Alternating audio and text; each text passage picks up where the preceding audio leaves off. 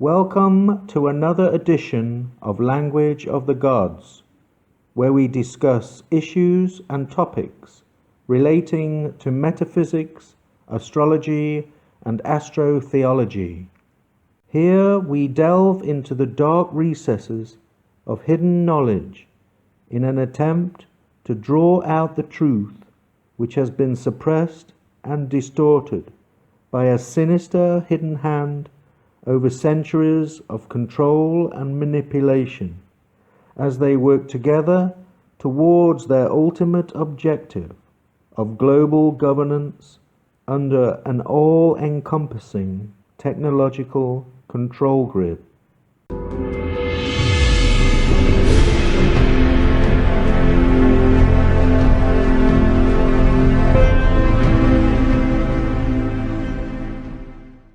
I dedicate this to all those souls who have suffered at the hands of manipulative, rapacious imperialism, in all its colors and forms, souls caught up in oceans of distorted truths, false beliefs, propaganda, and accidental circumstances.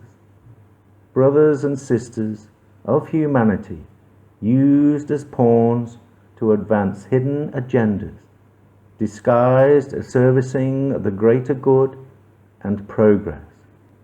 And to those who seek the truth, no matter what the cost, a truth lost and neglected under a mountain of falsehoods and divided opinions. The greatest gift one generation can give to the next is a solid foundation of truth, the right coordinates with real answers to what, where, who, and why, along with the confidence and freedoms to seek wisdom and understanding to all of nature's gifts and mysteries. This is a journey of discovery into the nature of reality and our conscious connection to universal energy. We are not simply biological vessels with a life expectancy of 70 years.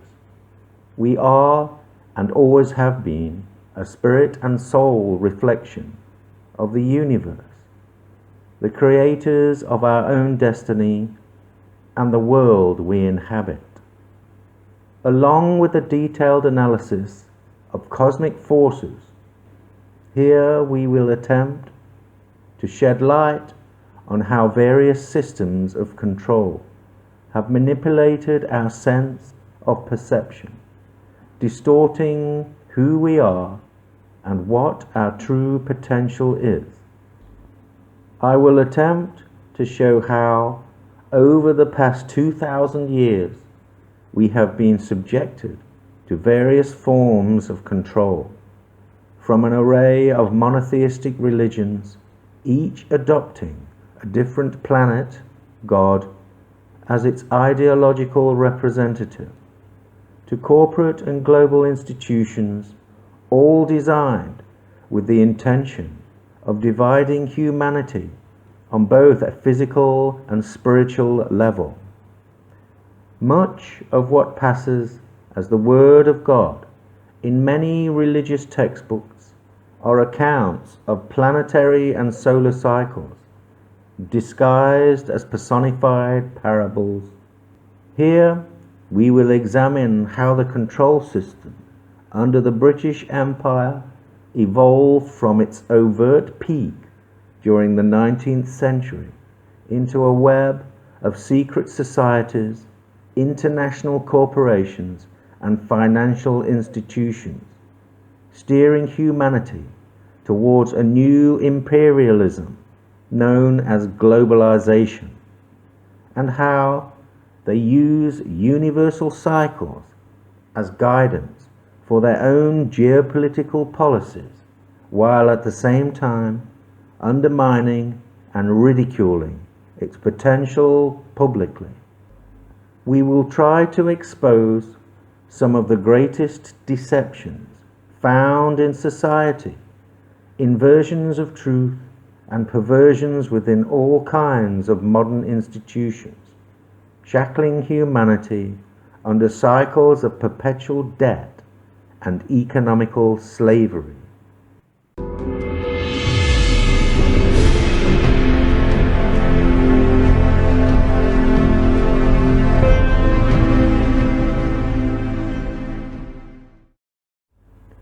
As we move into the age of Aquarius, a new age of knowing, revolution, technology, and independence, we shall look at the overall geopolitical situation and how the control system has adapted to keep humanity within the confines of their globalization project, handicapping us with their view of world events and their perverted view of history. We will examine how the elite are using the ancient Egyptian cult of Isis as a catalyst to promote their genesis of this new age. We are truly entering a time of turbulence, but with a basic understanding of universal energetic cycles and how human consciousness manifests reality, one will be in a better position to appreciate the changes taking place and the forces behind those changes without fear. We will not only try to open your eyes to new esoteric information and new concepts, but will attempt to shed light on some of the important questions of life, giving us a better perception of the past, present, and future, allowing us more control over our own lives and to harmonize with new energetic changes emanating from the universe.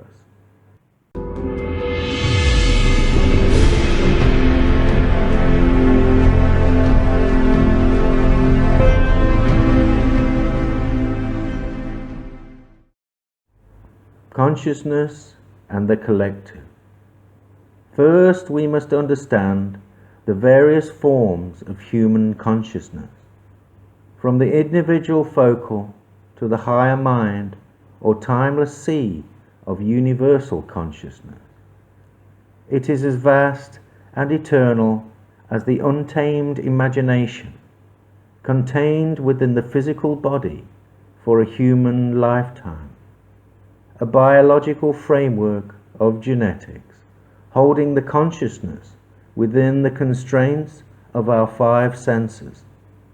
We all resonate a spectrum of frequencies emanating from the heart-mind partnership like an orchestra playing a unique symphony, vibrating outwards, influencing all those in its wake. Groups interact with one another, creating what is known as a collective frequency, groupthink, or collective consciousness. The subconscious is the internal emotional part of our mind, the background store deep within us.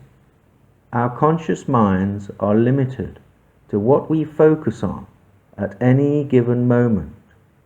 The subconscious is all the other possibilities, the underside of the iceberg, the 70 to 90% in reserve, remembering everything like a digital hard drive.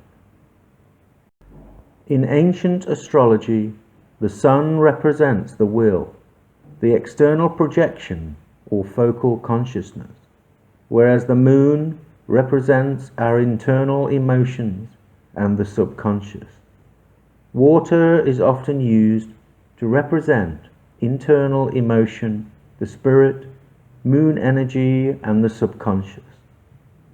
The ratio between our conscious and subconscious mind is replicated outwards towards the macrocosm in similar proportions. The body's water content, the earth's land to sea relationship, and the amount of dark matter in the universe are all found to have these similar relative properties, leaving one appreciative as to the synchronicity and connection between all these areas, as above and so below. Above all this is a higher mind, an ocean of universal consciousness, a place outside our physical reality where earthly constraints have no bounds, the place we come from and the place we return. The connection to this higher mind, sea of infinite possibility, is a natural part of the human experience, but most modern societies have lost sight of this, restricting man's interaction with this vast, endless source of timeless wisdom. When you close your eyes and relax, your consciousness lies deep within you. Where is it exactly? Is it just behind the eyes? Is it in the center of the brain? Or is it outside the physical, but somehow connected to it? I suggest it is in all these areas, with the consciousness acting as the benchmark to all creation. Each of our five senses are decoding the energy that surrounds us, energy within an electric magnetic universe, frequencies stimulating each sense as they communicate back to the consciousness. Sound is probably the easiest to understand, but they all work on the same principle. The brain decodes this energy flowing into your version of perceived reality. Therefore, the world you think and believe to be outside yourself is being constructed in your head, deep within your consciousness. If you take away all your senses apart from the one of touch, your reality will be limited. The more senses you add, the greater your perception within time and space. What would your reality be if you had 6 or 7 senses? And what would these extra senses do? The individual, like the pebble thrown in the pond, resonate a personal set of unique frequencies, energy vibrations which flow out from the biological center. This symphony of frequencies is limited only by the imagination. A happy person will give off a happy blend of frequencies, whereas an angry person will transmit angry energy. Just as the cosmos influences the newborn baby with its own unique array of planetary energies, individuals influence their surroundings with their multi-layered interactions within the collective. The individual is a transmitter-receiver of energetic frequencies, while the five-sense mind receives, the heart-mind connection transmits. When you have a group of people all resonating their unique rainbow of energies, the collective frequency within a proximity is produced. This collective frequency is picked up and decoded back by each individual's senses and projected into their reality. This collective consciousness is a force in itself, with each individual playing a role in its creation, both transmitting and receiving. This is why you invariably become who you associate with. The collective has power in numbers. A single raindrop on a tin roof makes very little sound, but millions of droplets, all resonating at the same frequency, can deafen the occupants below. You will notice when an angry person walks into a room full of happy people, the frequency given off by that person will start to influence the collective, diluting the happy frequency that once dominated the room. There are many ways to influence the collective, either consciously or subconsciously. Anyone in authority over a group who understands these basic principles is in a powerful position to manipulate their reality. The collective consciousness is multifaceted. Like cogs in a machine, these collectives interact and have varying levels of influence, from the group, community, and national level to the global consciousness, all influencing and shaping our reality. The lower levels are influenced through proximity and five sense stimuli, whereas the national and global collectives are manipulated through the perception of various forms of media outlets.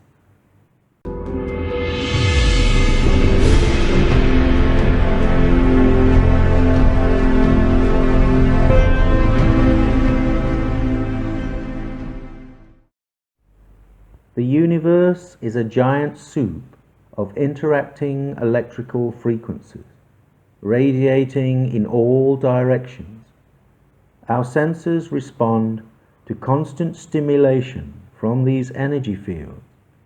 Our physical brains, together with our consciousness, decode and project back what we understand to be reality, the final stage in a perpetual updating process. The more senses we have tapping into this information field, the greater our conscious awareness will be. Many people have the ability to enhance their basic five sense reality. Some have an active sixth sense or gut feeling. The Swedish word for God is gut. This connection to the higher mind or source is giving them stimuli of one form or another. The greater our attachment to the five sense earthly material realm of the corporate control system, the more dormant our other senses may become. Ancient cultures, without modern distractions, focused on the expansion of their other senses, even opening up their seventh sense, the third eye, allowing them to astral project, giving their consciousness the ability to break free from the physical body and move within the realms of the higher mind, a place free from the constraints of time and space. There are various ways to improve your sixth sense. Gut intuition. Keeping in good physical health is paramount, balancing oneself chemically and biologically, providing the backdrop for ample energy to maximize natural inner potential and inner strength, not to look outside oneself towards the control system for all the answers. Meditate, relax, and take time to build a healthy balance between mind and body. Keep a good temperament and an open mind. Occasionally, we receive information from source or higher mind consciousness, energetic vibrations in the form of premonitions, preempting things to come, feelings that are so strong and out of the ordinary. Special attention is paid to the information received. Abraham Lincoln had one such premonition in the form of a dream. During the end of March 1865, he retired to bed exhausted and began to dream.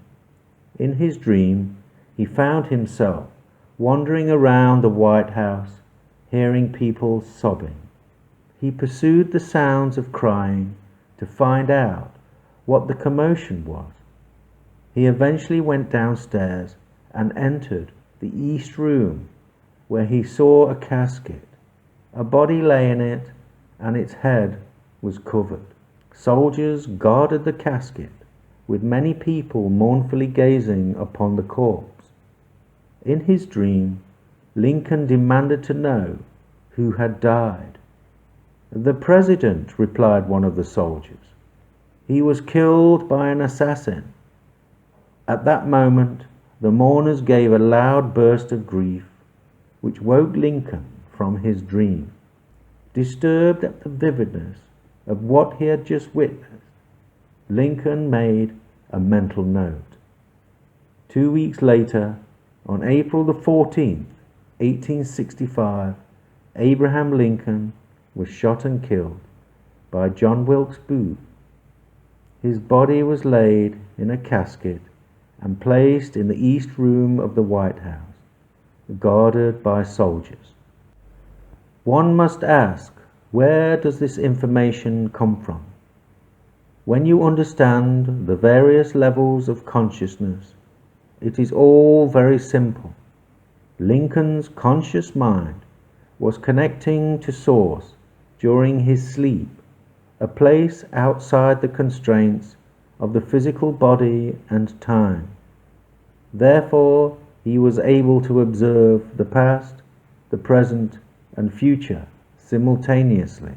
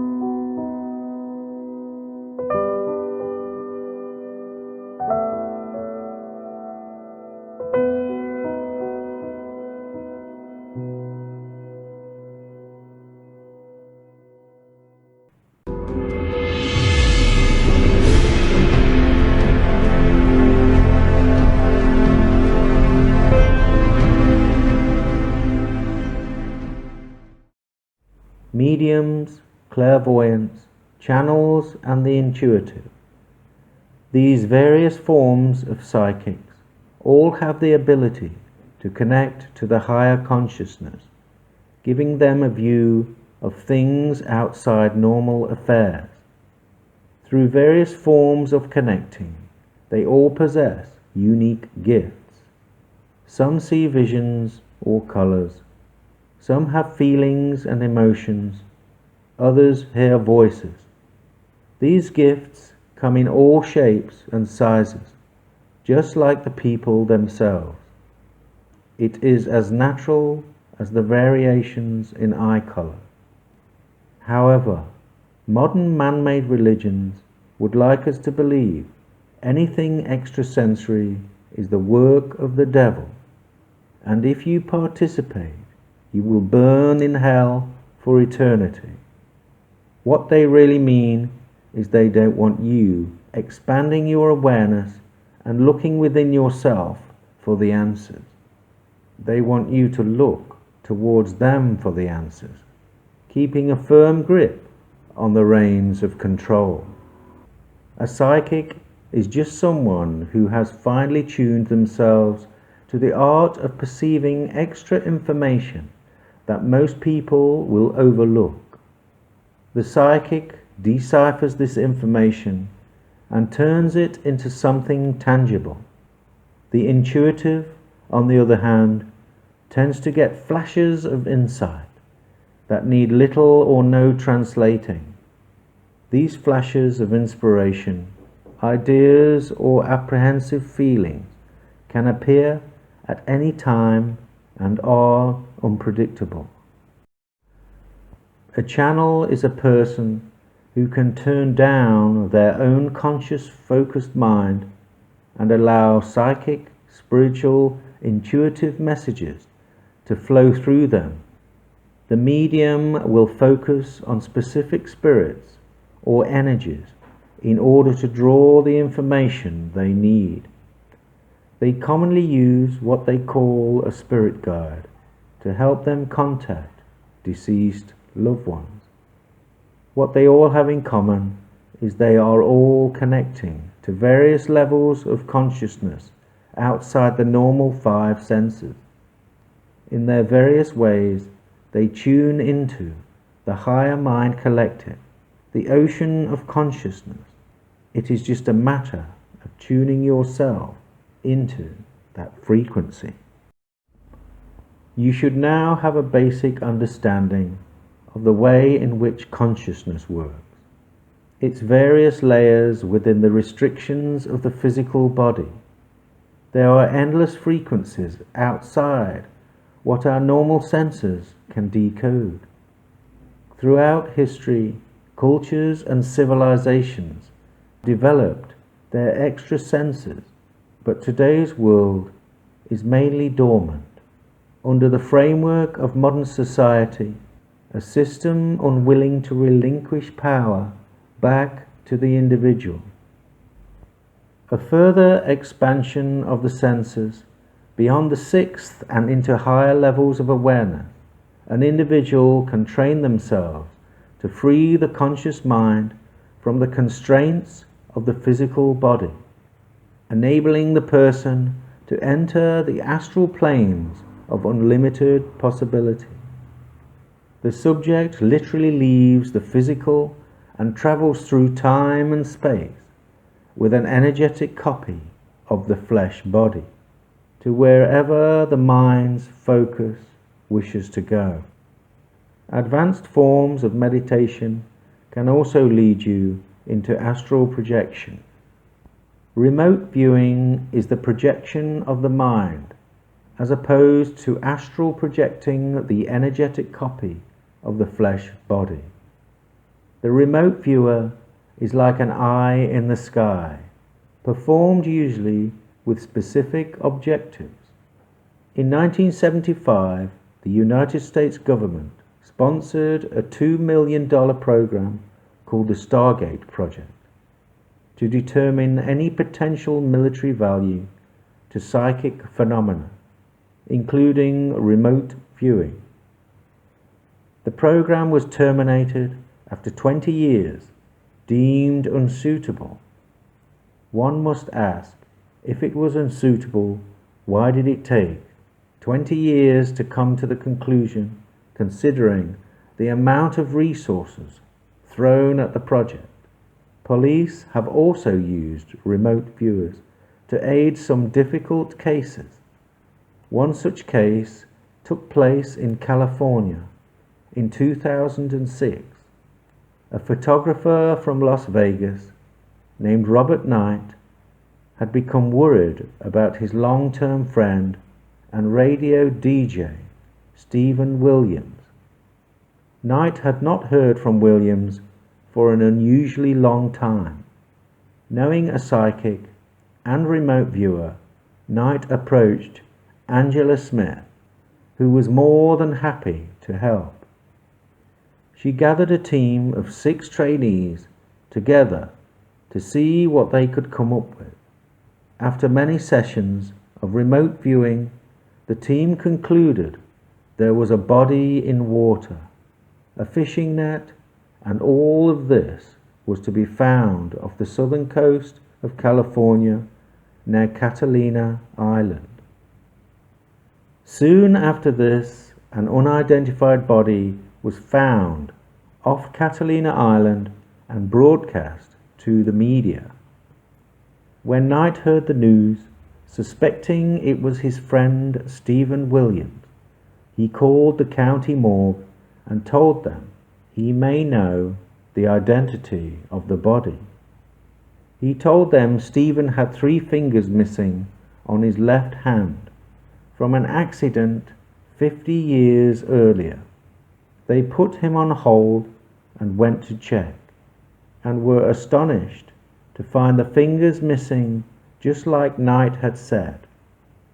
After the body had been identified as Mr. Stephen Williams, Knight told the police of a possible suspect, an investment advisor named Harvey Moreau, who had befriended Stephen prior to his disappearance with the aim of investing his fortune.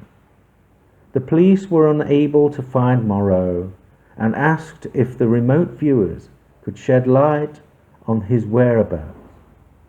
Once again, the remote viewers got together to look outside their 5 senses for the answers. After many sessions, they concluded that Moreau had fled to the British Virgin Islands, and on this tip-off, the police finally found Harvey Moreau. He is now serving life for the murder of Stephen Williams.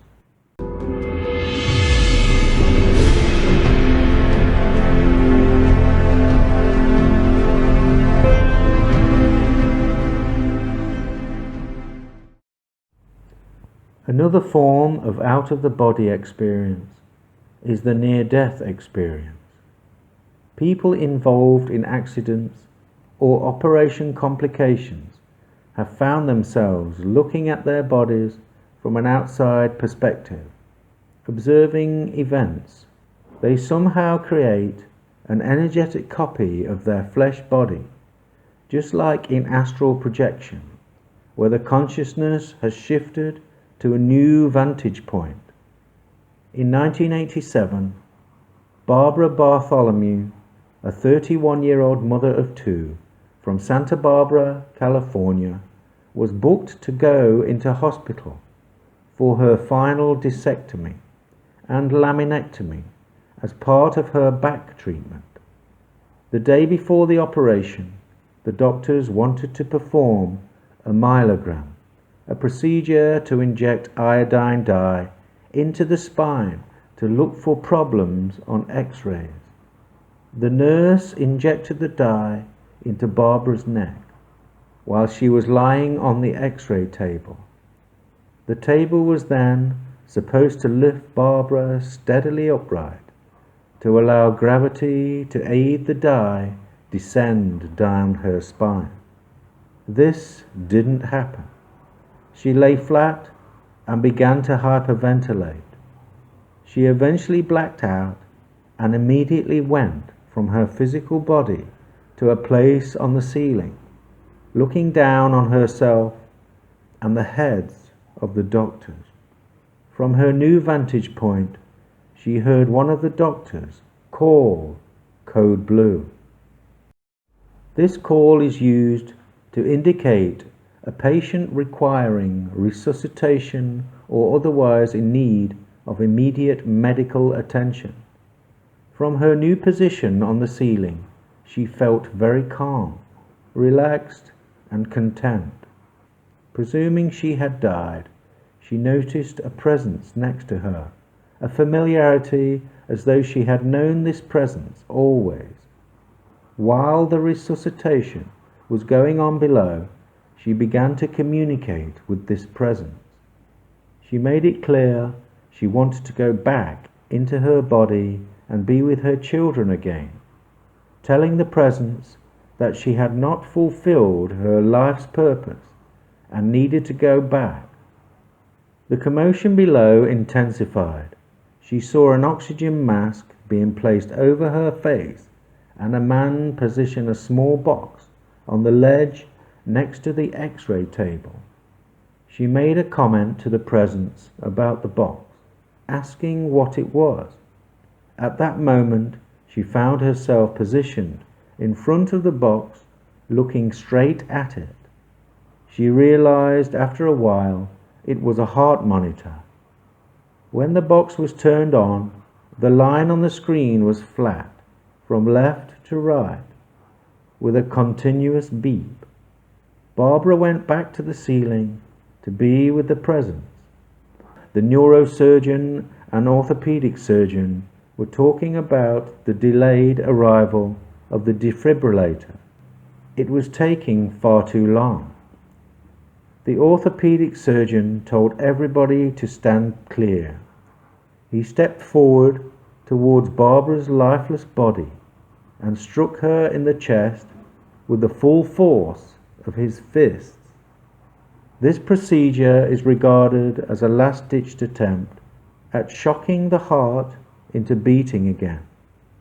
The second time he struck Barbara's chest, in an instant, she went straight back into her body and opened her eyes. She was so amazed and excited to be back in her body that she was trying to talk under the oxygen mask. The nurse told her to keep quiet because they needed to stabilize her. After a small bout of silence, Barbara started talking again, to the astonishment and disbelief of the doctors and nurses surrounding her. She spoke of being on the ceiling, looking at everything unfold below. It was only when she mentioned the conversation between the neurosurgeon and the orthopedic surgeon about the defibrillator and how she was struck in the chest twice that the staff stopped what they were doing and stood in amazement. How can this woman see and hear all that was going on around her when her heart had stopped and she was unconscious? Barbara's account of her near-death experience is common. There are thousands of recorded cases all over the world. It's as though the physical body and the light body exist simultaneously, but your focal consciousness can only occupy one or the other at any given time.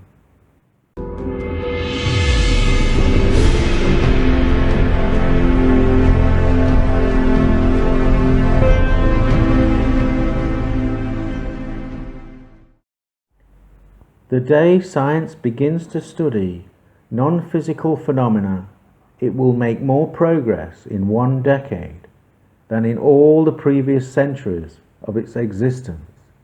Nikola Tesla. To understand the nature of the universe, one must think in terms of energy, frequency and vibrations. Science works best when in harmony with nature. The universe is a vast, endless source of energy. We just need to open our consciousness and understand what we are being shown. Throughout history, there has been many experiments designed to measure the relationship between our physical reality and our consciousness. Unexpected results were obtained when performing Thomas Young's double-slit experiment at the quantum level. The results turned the world of science on its head, with many scientists today still unable to comprehend what they are witnessing. Experiment 1. Matter is fired at a screen with one slit. Behind the slit is a second screen which collects the matter coming from the first slit. For this example, small ball bearings are used.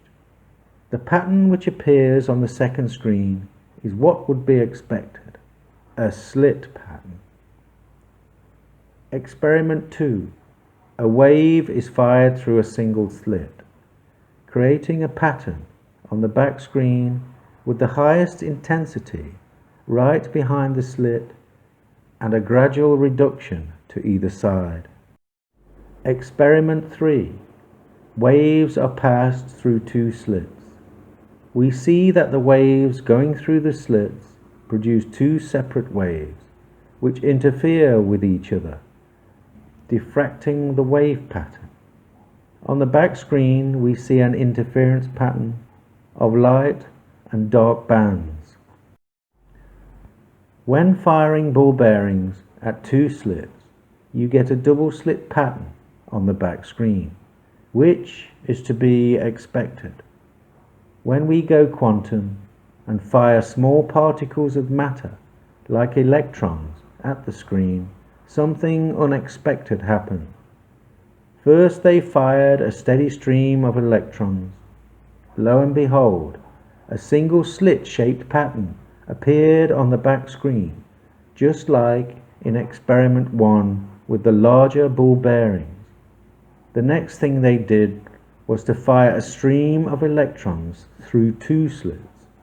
With astonishment, the electron particles behaved like waves and created an interference pattern on the screen.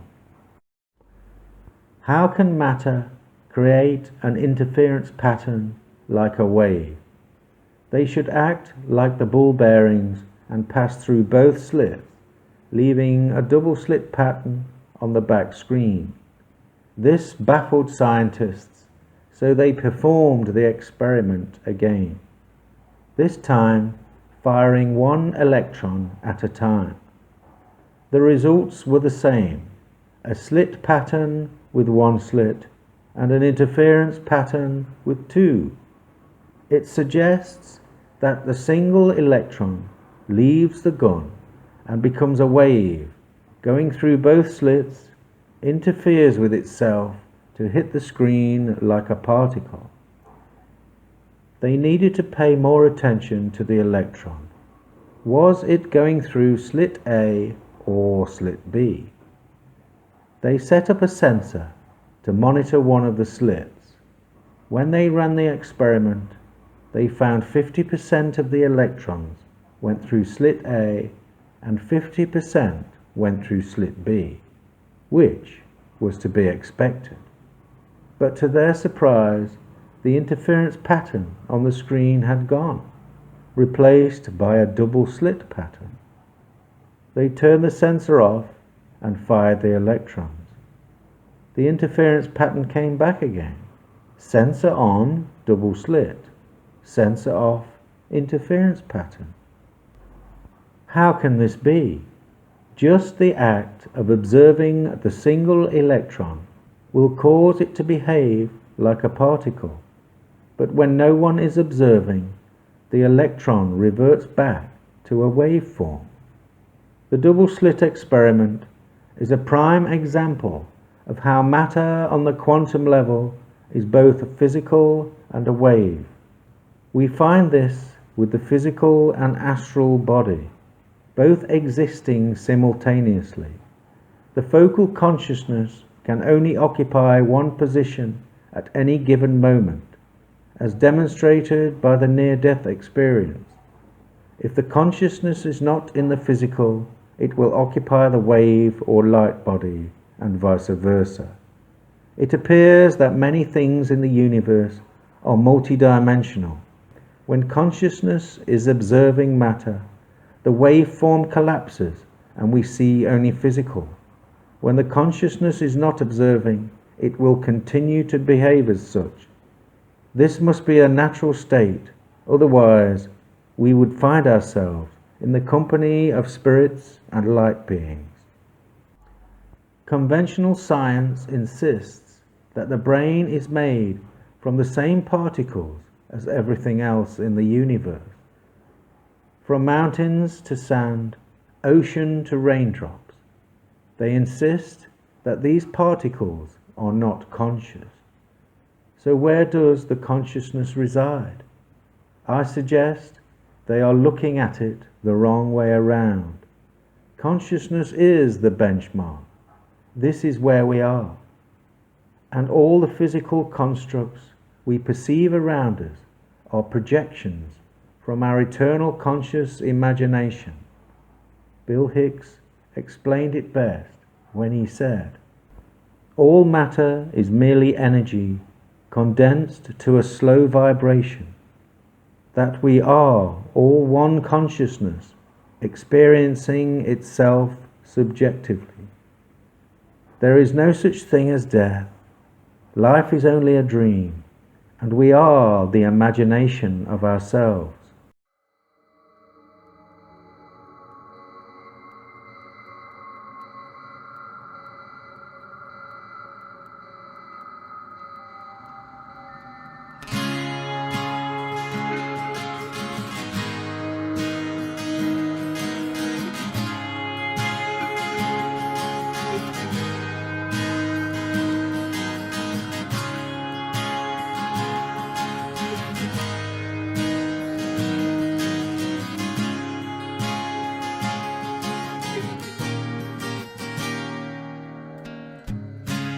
When you see it all, there's another world out there.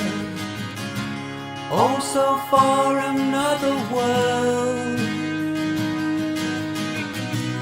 Can you see the faces on Mars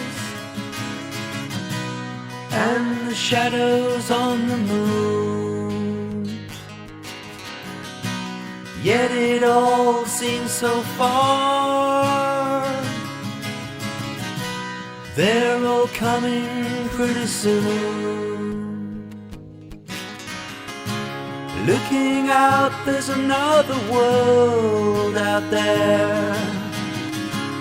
Finding out, and it's all so clear. You see all the colors and the light years, and the fall of Babylon. You can read about the pharaohs, and you can read about the sun. There's another world. There's another world. There's another world. Another world.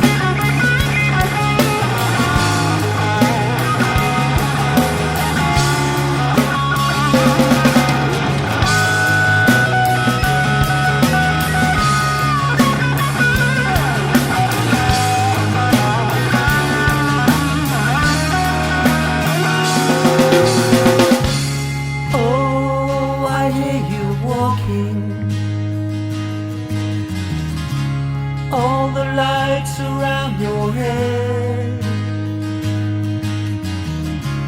We're too busy talking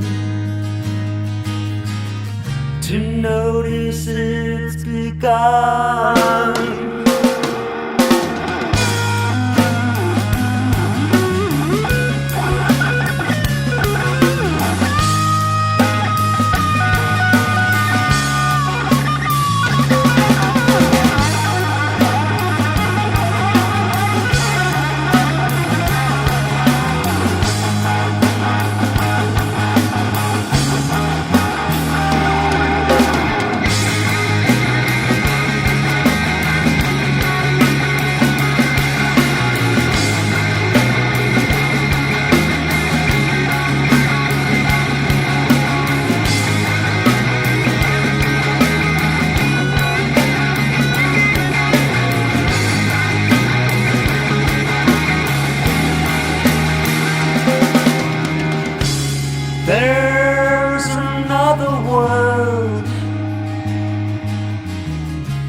There's another world. There's another world. Another world.